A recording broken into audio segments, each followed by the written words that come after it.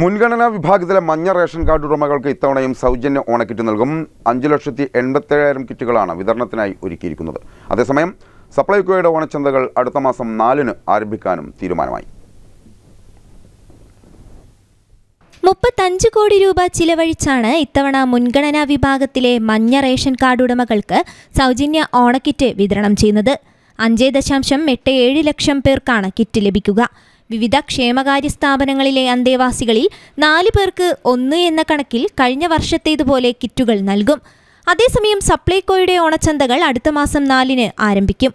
എല്ലാ ജില്ലകളിലും ഓണച്ചന്തകൾ ആരംഭിക്കാനും തീരുമാനമായി. ഇതിനു പുറമെ ഒരു നിയമസഭാ മണ്ഡലത്തിൽ 1 വീതവും ചന്തകളുണ്ടാകും. ഉത്രാടം വരെ ഇവ പ്രവർത്തിപ്പിക്കാനാണ് തീരുമാനം. അവസാന 5 ദിവസങ്ങളിൽ പ്രാദേശികമായി ഉൽപ്പാദിപ്പിക്കുന്ന ജൈവ പച്ചക്കറികളും ഓണച്ചന്തകളിലൂടെ വിൽക്കും.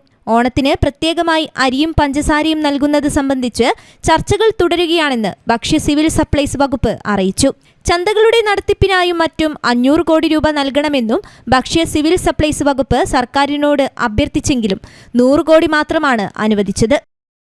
News desk, Kozhikode vision.